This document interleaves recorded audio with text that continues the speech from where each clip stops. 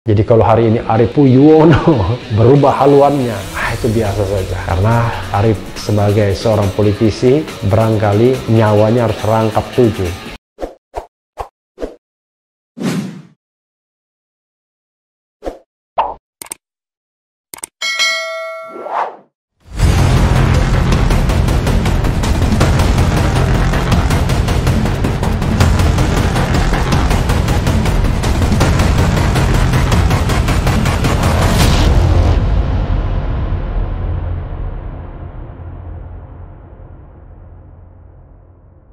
Assalamualaikum warahmatullahi wabarakatuh, Sobat RH sekalian. Jumpa lagi kita di channel yang keren ini, Keren Cadas. Kita terus uber berita-berita yang hangat ya. Dan sekarang soal Arief Puyono. Ini sosok kontroversial juga yang tidak dipakai lagi oleh Prabowo di Partai Gerindra. Dan sekarang terang-terangan mendukung Gatot Nurmantio jadi presiden 2024. Luar biasa ya. Sebagaimana dilansir oleh Kompas TV, di depak Prabowo, Arief Puyono belak-belakan dukung Gatot Nurmantio jadi presiden 2024. Ini sering sekali memberikan pernyataan yang kontroversial Arief Puyono ini ya. Termasuk juga bilang kalau Anies Baswedan dinonaktifkan. Kita tampilkan lagi thumbnailnya ya.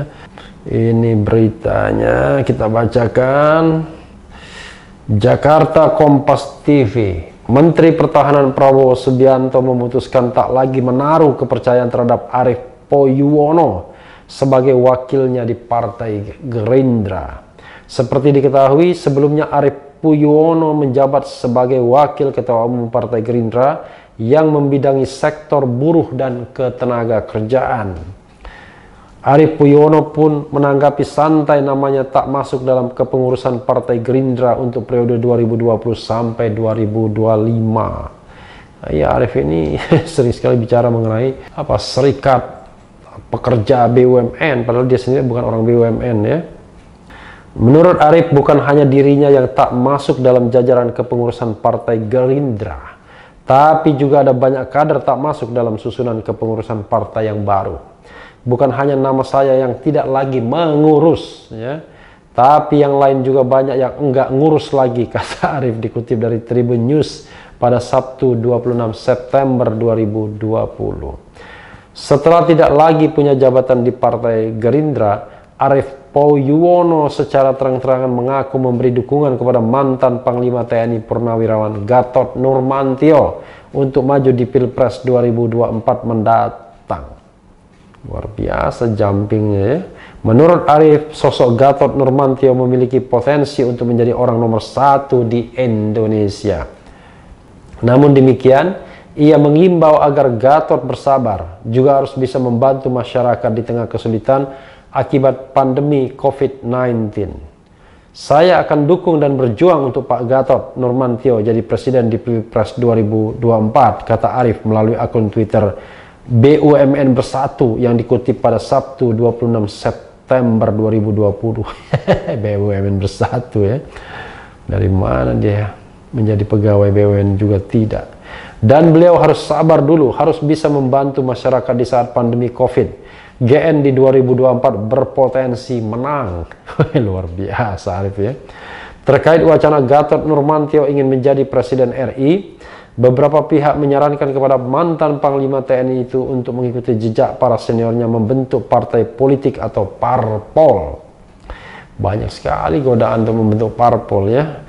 Karena saya sudah janji kalau parpol itu terbentuk dan kemudian kami bermimikri jadi parpol, ya lebih baik saya mengundurkan diri dan berhenti ya sebagai bagian dari kami, karena saya tidak ingin berparpol, tetap ingin menjadi orang bebas ya, independen, berpendapat, tidak harus kulon-won dengan pimpinan partai politik ya, tapi memiliki kebebasan seperti burung yang terbang, bisa hinggap dimanapun yang kita yakini benar ya. Sebut saja Susilo Bambang Yudhoyono SBY yang membentuk Partai Demokrat, Prabowo Subianto dengan Partai Gerindra dan Wiranto dengan Partai Hanura. Kalau memang Pak Gatot serius maju calon presiden, beliau akan melakukan langkah-langkah yang dilakukan oleh Prabowo Subianto, Pak Wiranto, kemudian Pak SBY, kata Direktur Eksekutif Indobarometer M. Kodari. Kita tahu bahwa beliau-beliau adalah jenderal, notabene-nya sama seperti Pak Gatot, dan mereka menempuh jalan sulit untuk mendirikan partai politik sebagai kendaraan politiknya maju di Pilpres pada eranya masing-masing. Ya, itu tadi berita yang ngeri-ngeri sedap ya, soal Arief Puyono dan soal Gatot Nurmantio yang disarankan membentuk partai politik sebagai kendaraan politiknya. Tapi mereka lupa bahwa presidensial threshold masih berlaku. Sepanjang presidensial threshold berlaku dan aturannya sama seperti Pilpres 2019 kemarin, ya maka tidak ada peluang bagi Gatot Nurmantio untuk menggunakan partainya sebagai vehicle dirinya untuk maju sebagai calon presiden. Kenapa? Karena kalau dia membentuk partai sekarang, maka partai itu tidak punya kursi dan tidak punya suara. Artinya tidak akan bisa mengajukan pasangan calon presiden dan wakil presiden, tidak bisa mengajukan Gatot Nurmantio sebagai calon presiden. Kan itu masalahnya ya. Jadi jangan lupa aturan itu belum hilang sampai saat ini, walaupun saya, Rizal Ramli dan beberapa pihak lainnya sedang mengupayakan agar itu bisa dibatalkan atau dinyatakan inkonstitusional oleh Mahkamah Konstitusi.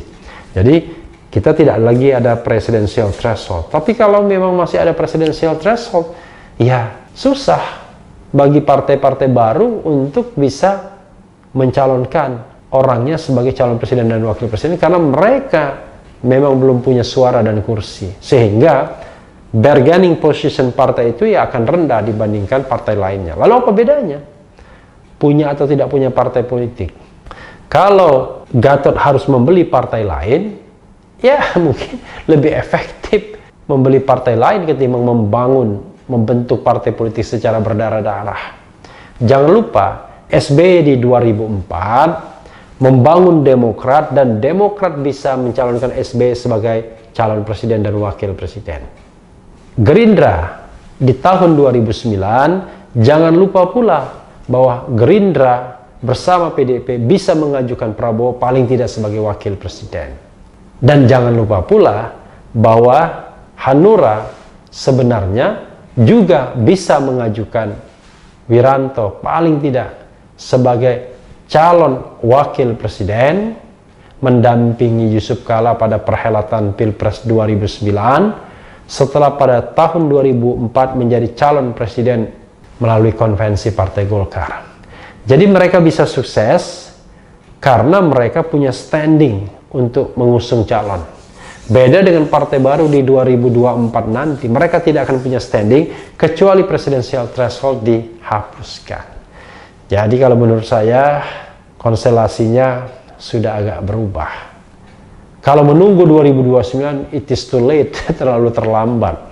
Kecuali presidensial threshold hilang, maka membentuk partai baru itu menjadi reasonable, masuk akal. Walaupun kita tahu untuk menjadi peserta pemilu susahnya minta ampun, karena harus punya keterwakilan di 100% provinsi, 75% kabupaten kota, 50% kecamatan, dan juga anggota partai politiknya, kepengurusan perempuan dan lain sebagainya, sehingga tidak mudah dan tidak murah membangun partai politik. Sudah tidak mudah dan tidak murah, sudah pasti tidak bisa mengajukan pasangan calon presiden dan wakil presiden kalau masih ada presidensial threshold, kecuali presidensial threshold dihilangkan.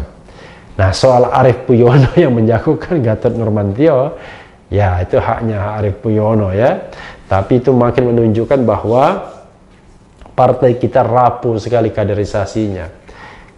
Jadi mereka yang tertendang atau ditendang dari kepengurusan partai politik dengan mudahnya membelokkan arah dukungan atau bergabung dengan partai politik lain. Ini menunjukkan bahwa partai politik itu masih eksis, baru eksis di kepengurusannya saja. Kalau Anda tidak menjadi pengurus inti atau menjadi anggota DPR dari partai politik tersebut, maka sesungguhnya Anda hanya akan tempel nama di dalam partai politik tersebut sampai saatnya ada partai lain yang melamar Anda. Atau Anda pensiun sama sekali, sebagaimana terlihat dari mantan Ketua DPR Marzuki Ali. Kita tidak tahu geliatnya lagi di Partai Demokrat, karena sejak menjadi Ketua DPR dan tidak terpilih kembali menjadi anggota DPR, lalu sempat juga dalam tanda kutip menantang SBY, Marzuki Ali hilang dari peredaran. Saya sering ke rumahnya di Palembang saat Lebaran, dan memang sekarang lebih berkonsentrasi pada dunia pendidikan, walaupun politik tidak pernah dilepaskan. Banyak orang-orang seperti itu. Atau kalau mau ya seperti Anies Mata dan Fahri Hamzah membentuk partai baru yang namanya Gelora setelah tidak di orbit PKS. Dan banyak partai-partai pecahan sesungguhnya. Hampir semua partai merupakan partai yang pecahan atau partai induk. Sebagai contoh, PDIP dulu pernah pecahannya bernama PDIP, Partai Demokrasi Pembaruan. Golkar pecahannya PKPI, Partai Keadilan dan Persatuan, kemudian berganti menjadi PKPI. Golkar juga ketika Wiranto keluar dari Golkar mendirikan Hanura. Prabowo Subianto keluar dari Golkar mendirikan Partai Gerindra, walaupun Hanura dan Gerindra tidak bisa dikatakan sebagai pecahan Golkar. Pecahan Golkar itu adalah PKP. Partai P3 pernah kembar juga. Nasdem yang belum pernah mengalami hal seperti itu. PAN bakal pecah juga kalau PAN Reformasi atau Partai Amin Rais atau PAR jadi dideklarasikan. Jadi saudara sekalian, fenomena kepartaian itulah yang sering terjadi, yang kita amati. Jadi kalau hari ini Arief Puyono berubah haluannya, itu biasa saja. Karena Arief sebagai seorang politisi barangkali nyawanya harus rangkap 7, tidak terpakai di sini, disingkirkan di sini, harus mencari tempat baru di mana dia bisa eksis. Ya sama seperti Ruhut Sitompul ya. Pertama Partai Golkar, berikutnya Partai Demokrat, dan sekarang PDIP. Padahal di Partai Demokrat, Ruhut Sitompul menjadi anggota DPR. Dan kita tahu sangat loyal kepada SBY kan. Sering sekali memuji SBY dalam beberapa kesempatan, dalam banyak kesempatan bahkan. Tapi ya itulah politik, dinamis. Saya juga tidak mengatakan bahwa kami misalnya, Koalisi Aksi Menyelamatkan Indonesia, pasti tidak akan menjadi partai politik. Belum tentu, tergantung aspirasi yang ada. Tapi kalau saya sendiri sudah punya sikap. Kalau dia bermimikri menjadi partai politik, ya saya akan mundur sebagai anggota koalisi. Kenapa? Ya banyak juga contohnya. Nasdem misalnya, awalnya Nasional Demokrat, itu hanyalah ormas. Tapi kemudian bermimikri menjadi partai politik. Dan fortunately, sukses pula. Bahkan sekarang bisa melampaui Partai Demokrat yang merupakan pemenang pemilu 2009. Sekarang Nasdem bercokol di urutan keempat setelah PDIP, Gerindra kalau jumlah suara, tapi jumlah kursinya Golkar, dan kemudian Nasdem. Jadi luar biasa sesungguhnya Gerindra dan Nasdem, partai baru yang dibentuk, relatif one man show atau one person show, tapi cukup berhasil menyeruak menjadi 2 dan 4 besar. Gerindra dari sisi suara untuk pemilihan anggota DPR nomor 2, tapi dari sisi kursi memang Golkar lebih banyak. Tapi ini menunjukkan bahwa partai politik itu dinamis. Partai politik bisa terlempar dari juara 1 menjadi seperti Demokrat misalnya. Dari juara 1 hanya menjadi juara berapa sekarang? Juara 6 setelah PKB, Demokrat, kemudian PKS, barulah PAN, barulah P3. Jadi sobat era sekalian, bisa jadi orang seperti Gatot Nurmantio tertarik untuk membentuk partai politik. Walaupun kalau kita ingin berjuang, tidak mesti kita harus melalui partai politik. Berjuang dalam organisasi cair seperti kami pun akan banyak manfaatnya. Kalau yang diperjuangkan adalah agenda-agenda penting, agenda-agenda yang membangun bangsa ini sebagai bangsa yang kuat dan demokratis. Dan yang penting tetap di channel ini, karena di channel ini Anda akan dirayu, ditipu, dibaper, dicecar, diuber pula di jalan khusus. Karena channel ini adalah channel yang mengancam, memeras, dan membenci. Jangan lupa subscribe, like, comment, and share. Cheers!